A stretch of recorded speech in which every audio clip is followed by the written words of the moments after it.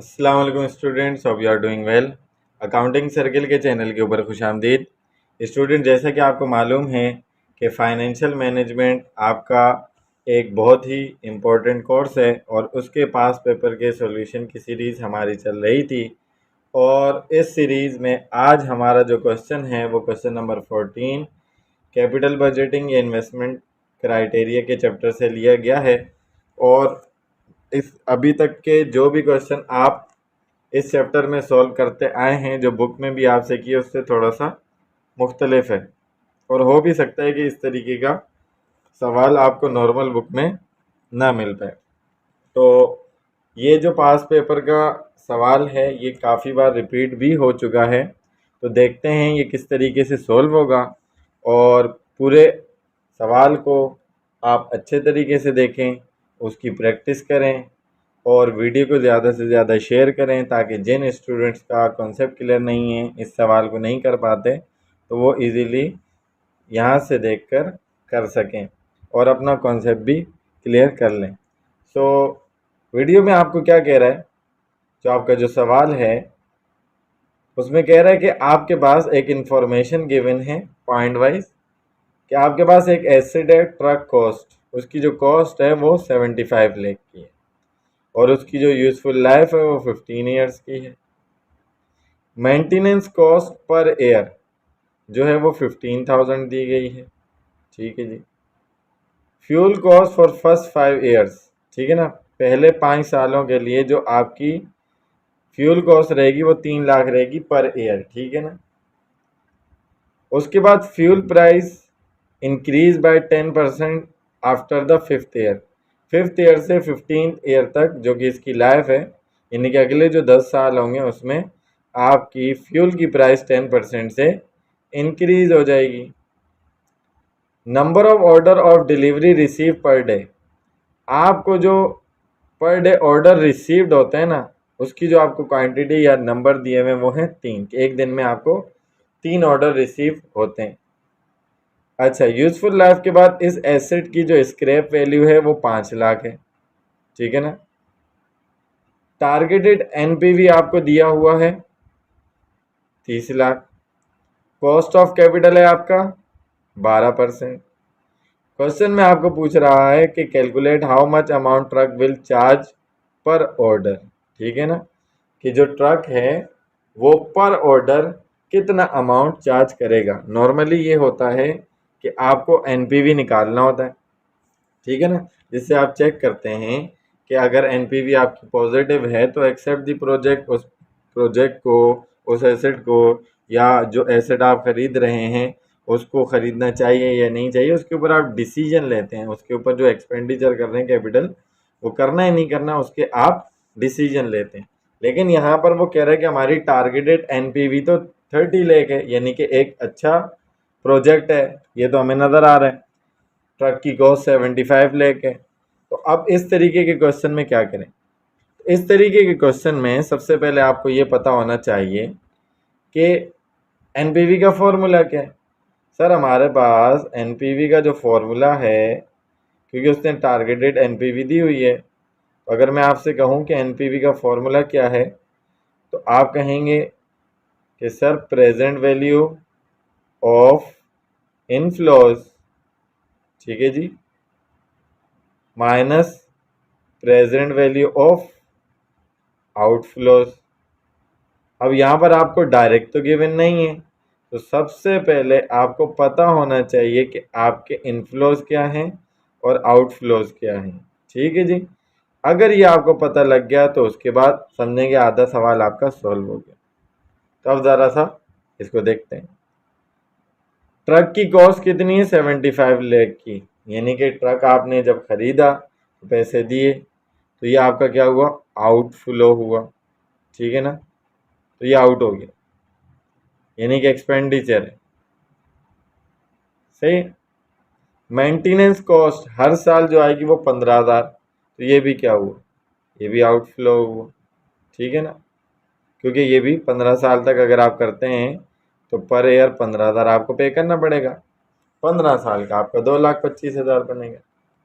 Fuel cost पहले 5 सालों के लिए 3 लाख और उसके बाद 10% से इंक्रीज हो जाएगी अगले 10 साल के लिए, तो ये भी क्या है, ये भी सेम आउटफ्लो ही हुआ। ठीक है।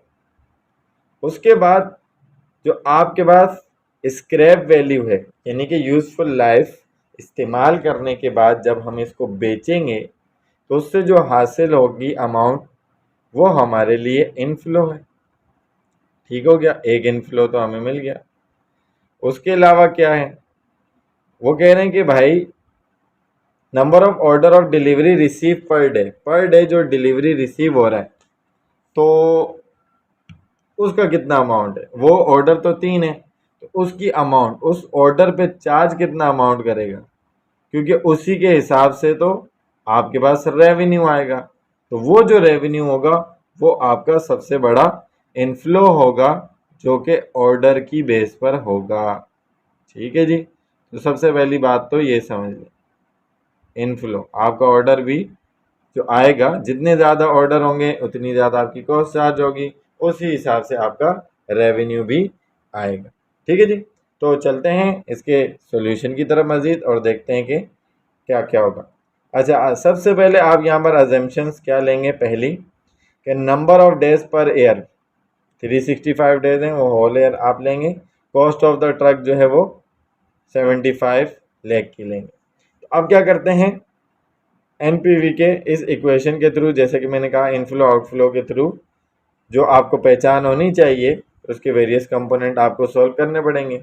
सबसे पहले इनफ्लोज, रेवेन्यू पर डे कितना होगा, 3 ऑर्डर एक दिन के आ रहे हैं, तो रेवेन्यू पर ऑर्डर क्या होगा, क्योंकि उसको तो हम एक्स मानेंगे, वो तो हमें पता ही नहीं कितना हम चार्ज करेंगे। जो हम चार्ज करेंगे एक ऑर्डर के हिसाब से, और एक दिन में अगर 3 आते हैं तो वो कितनी कॉस्ट होगी, वही तो हमारा रेवेन्यू बनेगी। ठीक हो गया।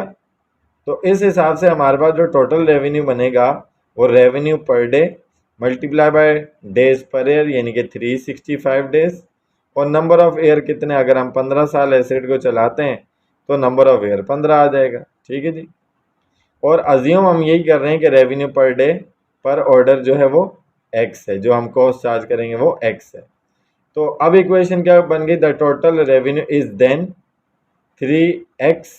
ठीक है ना, कि कितनी कॉस्ट चार्ज होगी पता नहीं, और एक दिन में कितने order 3, multiply by number of days in year 365, और कितने साल के लिए 15, प्लस उसमें करवा देंगे स्क्रैप वैल्यू, क्योंकि मैंने आपको अभी कहा कि ये आपका इनफ्लो है। ठीक है ना, बेचने के बाद इतना अमाउंट आपके पास आएगा। ठीक है जी। तो ये तो आपका एक पार्ट हो गया, ये बात आपको समझ में आ गई होगी। ना आए तो आप कमेंट सेक्शन में क्वेश्चन करके पूछ सकते हैं, नहीं तो आप व्हाट्सएप पे रब्ता कर सकते हैं। सेकंड चीज, इनफ्लो यही था। आउटफ्लो आपका क्या हुआ, आउटफ्लो आपके पास एक तो ट्रक की कॉस्ट है, दूसरा कैलकुलेट करेंगे फ्यूल की कॉस्ट। फ्यूल की कॉस्ट कैसे आएगी, is equal to fuel cost for first 5 year, 5 सालों के लिए, एक साल की 3 लाख है, 5 सालों के लिए मल्टीप्लाई बाय 5।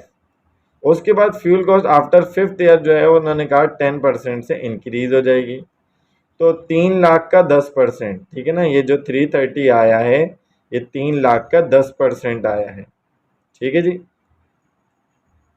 तो ये 330 हुआ अगले 10 सालों के लिए, तो ये हो गया 33 लाख, मल्टीप्लाई करने के बाद आपने प्लस करवाया तो फ्यूल की टोटल कॉस्ट आ गई 48 लाख रुपीज। ठीक है, ये आपका आउटफ्लो हो गया।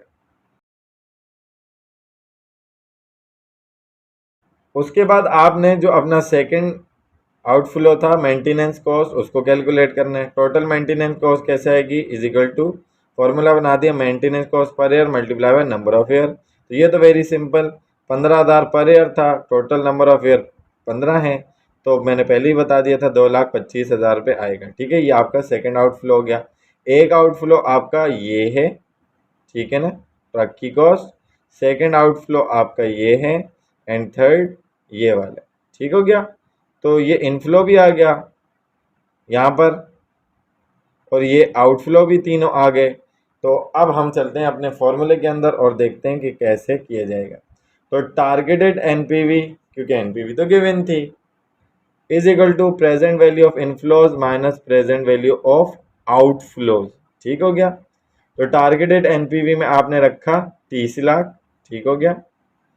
और आपने इनफ्लो की जो इक्वेशन बनाई वो यहाँ पर पुट की 3x, 3 से मुराद number of order per day और x क्या कॉस्ट चार्ज करेंगे मालूम नहीं, multiply by 365 days in year और टोटल 15 ईयर से मल्टीप्लाई करवा दिया, प्लस आपका इनफ्लो क्या होगा, स्क्रैप वैल्यू 5 लाख रुपए। ठीक है, तो उसको डिस्काउंट बैक करेंगे, कॉस्ट ऑफ कैपिटल 12% था तो 12 को डिवाइडेड बाय 100 किया 0.12 प्लस 1।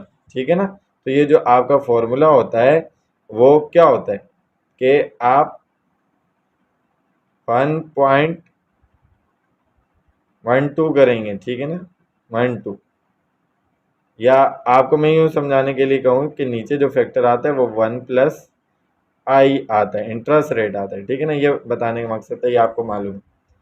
उसमें से आप माइनस करवाएंगे प्रेजेंट वैल्यू ऑफ आउटफ्लो। पहला आउटफ्लो क्या था, ट्रक की कॉस्ट, प्लस दूसरा आउटफ्लो क्या था, मेंटेनेंस कॉस्ट, प्लस तीसरा आउटफ्लो क्या था, फ्यूल की कॉस्ट।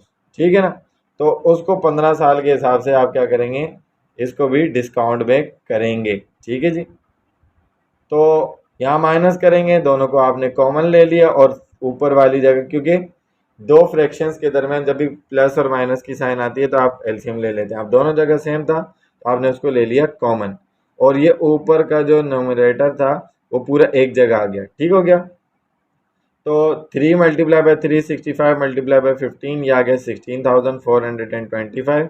5 लाख प्लस में माइनस 75 लाख प्लस का 225 और प्लस का 48 लाख आ गया, और नीचे कॉमन में 1.12 की पावर 15 हो गया। ठीक हो गया, उसके बाद 1.12 की पावर 15 को मैंने सॉल्व किया तो नंबर बहुत बड़ा आ रहा था, तो मैंने राउंड ऑफ करके पॉइंट के बाद 4 नंबर ले लिए, जो कि आ गया 5.4736। तो यहाँ डिवाइड हो रहा था, वहाँ जाके मल्टीप्लाई हो गया, और यहाँ पर ये क्योंकि वेरिएबल है 16,425 तो इसको एज इट इज कॉपी किया। बाकी 5 लाख माइनस 75 लाख प्लस 2,25,000 और प्लस 48 लाख किया, तो आपके पास आंसर आ रहा था माइनस का 19,75,000। ठीक है जी, तो ये माइनस का इजिकल टू की उधर गया।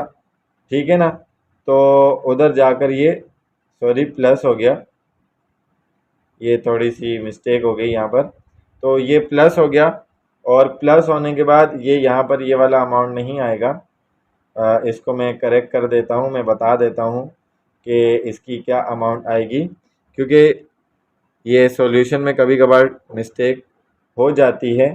तो 16,1642,0800 और आप प्लस करवाएंगे इसमें 19,75,000, तो आपके पास यहाँ पर जो अमाउंट बनेगा ना जनाब, वो बनेगा 1, इसको खुला खुला लिख रहा हूँ, 18,3,9,5,8,0,0।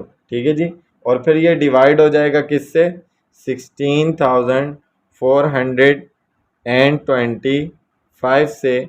ठीक है ना, इस पूरे फ्रैक्शन को आप जब डिवाइड करवाएंगे 18,3,9,5,800 को आप डिवाइड करवाएंगे 16,425 से, तो आपके पास ये जो आंसर है, ये मिस्टेक हो गई थी उसकी वजह से ये वाला आंसर नहीं आएगा।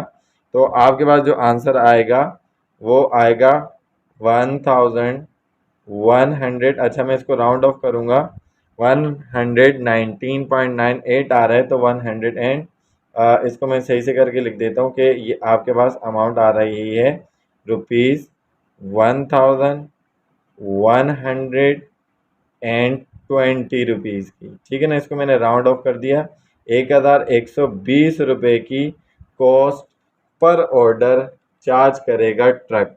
सो आई होप कि ये पूरा क्वेश्चन आपको अच्छे तरीके से समझ में आ गया होगा। अगर इसके अंदर आपको कोई भी कन्फ्यूजन होती है तो आप कमेंट सेक्शन में क्वेश्चन करके पूछ सकते हैं। यहाँ पर जो मिस्टेक हुई थी मुझसे कैलकुलेशन में, टाइपिंग में, वो मैंने यहीं के रिकॉर्ड करते करते ही आपको ठीक करवा दी। तो मिस्टेक हो जाती है, कोई इसमें मसले वाली बात नहीं है, हम भी इंसान हैं, लेकिन यह है कि आप कॉन्सेप्ट को अच्छे तरीके से सीखें और पेपर में बिल्कुल भी गलती ना करें ताकि आपके मार्क्स सिक्योर हो सकें।